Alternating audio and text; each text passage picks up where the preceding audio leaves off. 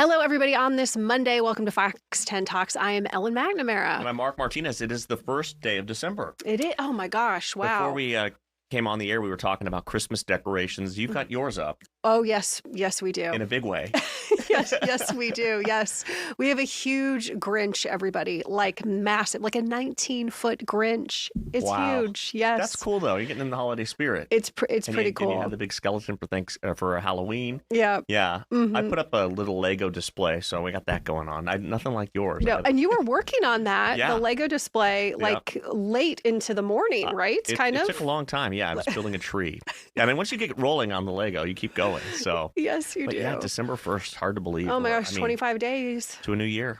Until Christmas. Yeah, Christmas and then 2026. Oh my gosh, wow. yeah. Last year. We got a lot going on. And a lot to talk about today as well. We do. Fox 10 Talks. Yeah, we do. Mark Kelly, Senator Mark Kelly from Arizona, making a lot of news. Of course, he was one of the 6 lawmakers and who made the video that said you can refuse illegal orders as a member of the military. And of course, that started a ongoing back and forth between Kelly, Senator Kelly, the president, and Pete Hegseth, other GOP members of Congress as well. And it's not gone away, especially after some revelations over the weekend. Yeah, it has not gone away. And actually, the senator spoke to the press today. He addressed these, kind of the response that's been going back and forth. What was interesting today, though, is that Senator Kelly said that he hasn't really heard anything else about being court-martialed. It was almost like a threat. So he just basically said that, there was kind of a threat of an investigation, threat of bringing him back into military service, threat of a court-martial, but he hasn't heard anything else other than just kind of putting it out there on Twitter or X from Pete Hegseth. He hasn't heard anything else from it. But what he has heard is that he's heard some more death threats, quite a few death threats, I guess, just because President Trump had called for his execution, essentially. Yeah, he said that they were guilty of sedition and seditious acts, and that punishable by death is what he had truthed out. We have heard from some lawyers, though, who said, and JAG's military attorneys who have said that this threat of a court-martial wouldn't really go anywhere because what they said was not it was not illegal to say that, and it's the law. So basically, they were just citing the law, is what the lawyers have said. Right. But Mark Kelly today speaking out in Washington, D.C. about Pete Hegseth. So let's take a listen to what he had to say.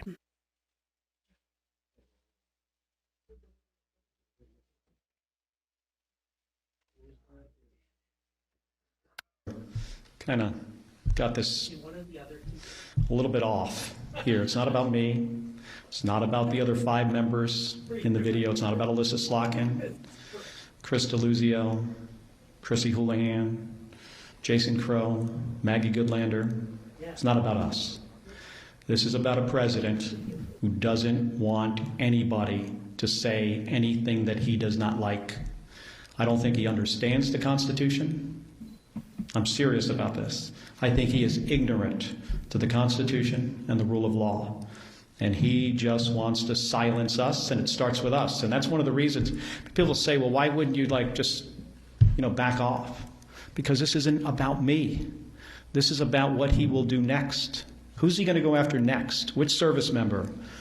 Which government employee? Which citizen who decides to say something that this president doesn't like? And then he goes after them, in my case with the Secretary of Defense. Who knows what's next? With the Attorney General? I mean, this DOJ has been just, attacking people for all kinds of stuff. And what's next? Our First Amendment rights? Yeah, and then he continued, and he attacked Pete Hegseth. Obviously, you heard what he said about President Trump, but he called Pete Hegseth a 12-year-old. I mean, he said in his opinion, he was playing dress up, and he called Pete Hegseth an unserious person. He said that in his opinion, he felt like he was the worst Secretary of Defense that we've ever had. So he held absolutely nothing back. I cannot imagine what the response is going to be now. I know. I was thinking the same thing. I didn't have a chance to check before I came out here to see if the president or Pete Hegseth have responded. But again, Mark Kelly, a very decorated war veteran, military veteran, astronaut. So he's got the resume, that's for sure. But now this back and forth does not seem to be going anywhere or going away, I should say. And Mark Kelly is not backing down. In fact, I've been reading some talk here that this may have actually helped Mark Kelly because most people knew who he was already. But he's really getting a lot of publicity, attention from this.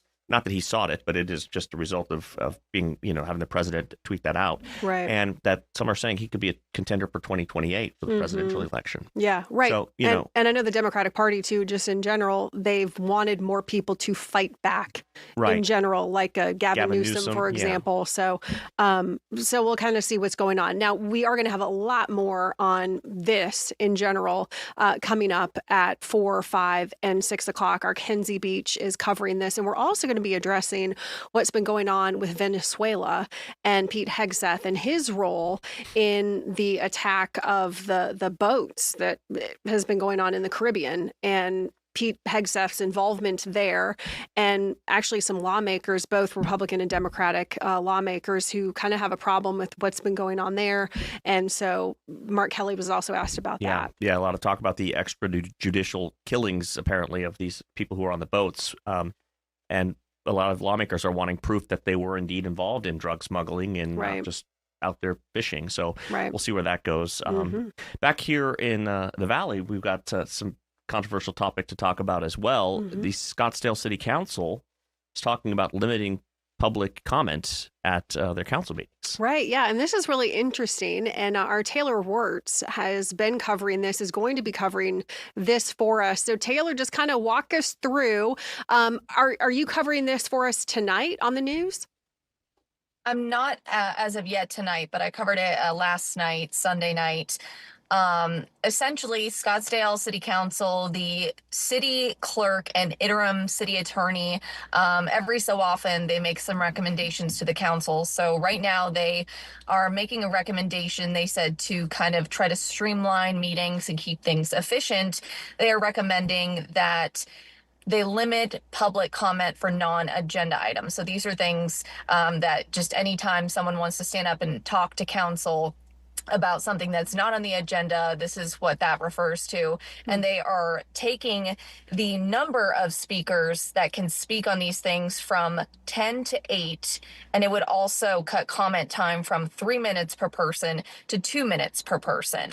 And so people are very up in arms about this. They say that, council, so many of the newer council members ran on the platform of being people first and wanting to hear from the people. They feel like this is contradictory. However, it's worth noting, Councilwoman Jan Dabowskis and the mayor both gave us statements saying they are against it, and Dabowskis actually said she doesn't know any council people that do agree with this.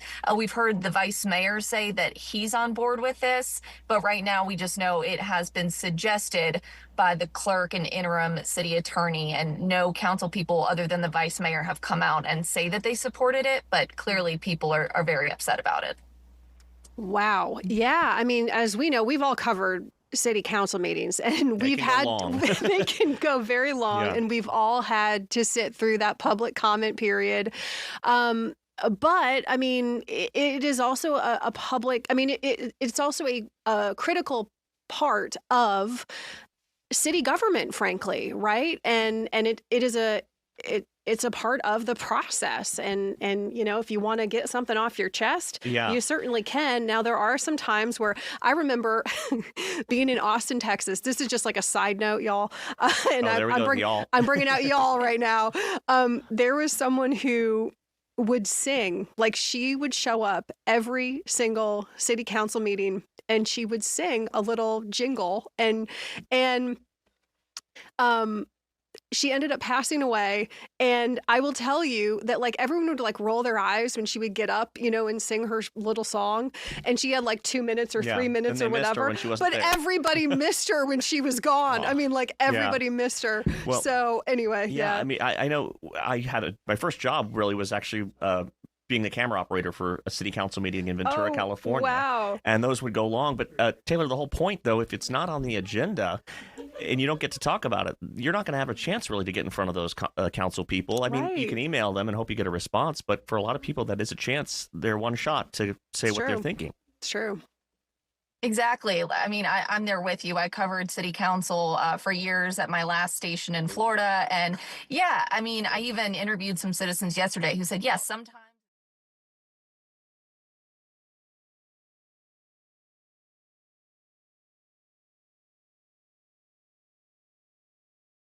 they feel that, their voices are being stifled. And we saw what happened in Fountain Hills just a few weeks ago, where they took away public comment for non-agenda items altogether. And I talked with a gentleman from Fountain Hills yesterday, and he said, this is just a weird parallel that this is happening, and it feels like you're being muzzled. Yeah, I think that's a great point. And yeah, you talked about Fountain Hills, and we just Yeah. had that as you mentioned. And let's do a little roll of the dice here, because we do have a soundbite, but I don't know who it's with. So let's take a listen to the soundbite related to the story. Citizen engagement is an essential part of Scottsdale city government, and in fact, it's an essential element of the city charter. I can't get everything I want out of city government, but don't take away my right to speak. Mm-hmm. Yeah, I believe that was from Taylor's story that you did last night. Taylor, are you hearing from anybody aside from the city clerk and I think the city attorney who says that this is a good idea? I have not. I reached out to, we were not able to get a hold of the vice mayor yesterday. I reached out to him. I reached out to every single person on city council.